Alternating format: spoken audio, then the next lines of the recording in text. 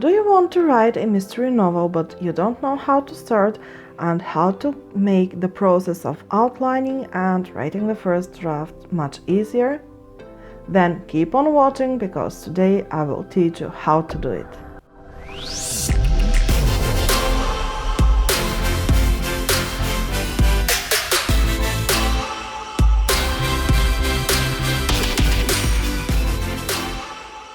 Hi guys, and welcome back to my channel. If you're new here, welcome. My name is Silvia Radkova and I'm a mystery writer and entrepreneur. In today's video, I want to share with you how I plan my mystery novel and what information I include in my mystery novel plan. But before we continue, be sure to subscribe and hit the little bell to be notified every time I upload a new video. Now, what is a mystery novel plan? In fact, what is a novel plan? Everyone talk about outline and outlining their novels, but I create something else and I like to call it a plan. It's not exactly a plan because I don't have tasks and due dates. It's more a place where I gather and organize my ideas for the novel. And this plan has 4 major parts. Part 1, or the first element that I include in my mystery novel plan, is information about my characters. So you know that there are major and minor characters, but in a mystery novel there are different types of characters. So in a mystery novel you have protagonist, this is the detective in a novel. You have antagonist, this is the culprit, and both of them are major characters, but you also have victims, suspects, and eventually witnesses. So what I like to do is that it doesn't matter whether I'm using Scrivener or I'm planning in Google Drive or somewhere else, I create a folder named Novel Plan, and under this folder I create other folders and documents that include the information I want to store in my novel plan. And the first such folder is called Characters. In this folder I put all the information I need for these types of characters. So I have 2 files, one for my protagonist and one for my antagonist, where I gather the major information about them.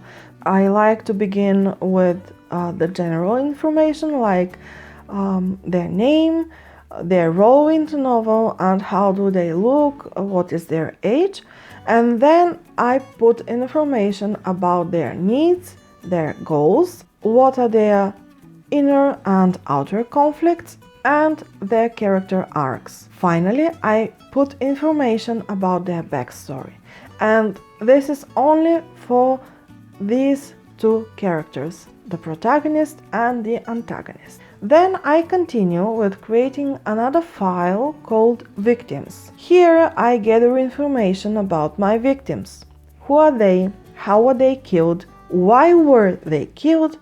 And which is the one secret that they kept and maybe a motive for their murder. Another file that I have under the characters folder is the file about my suspects. I don't go in such details as with my protagonist and antagonist. I just make a list of my suspects with their names, why are they suspected for the crime, and what is the secret or the one lie they told the detective that makes them suspicious and that is important to solve the mystery. Finally, I have a document called Witnesses, where I gather information about the witnesses of the crime, if there are such witnesses.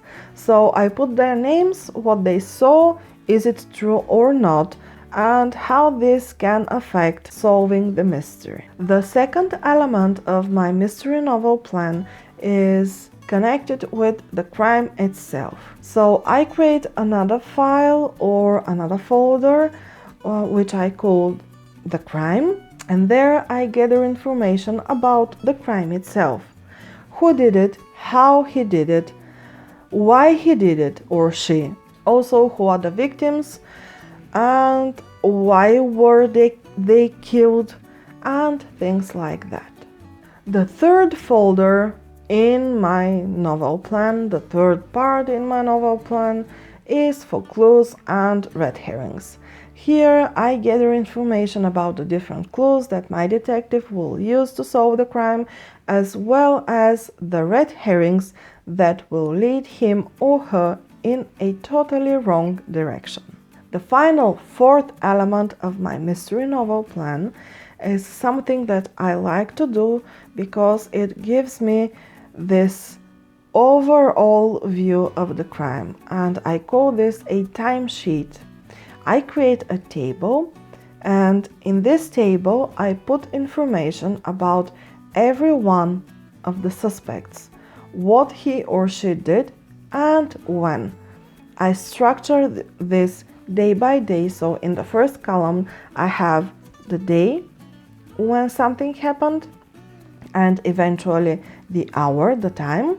Then I have the name of the character and I have what happened. The final fourth column I use for notes and for reminders for myself. For example, if I decide that something can be used as a clue or as a red herring, I write it in the fourth column so that when I start outlining and later writing, I can have an idea which are my clues and my red herrings. So in short, this is what I do before I start outlining my novel, and this is what I call a novel plan. I hope that you liked this video. If you do, please give it a thumbs up to support my channel, and don't forget to subscribe and to click the little bell because you don't want to miss any of the upcoming videos. I will see you in my next video. Bye!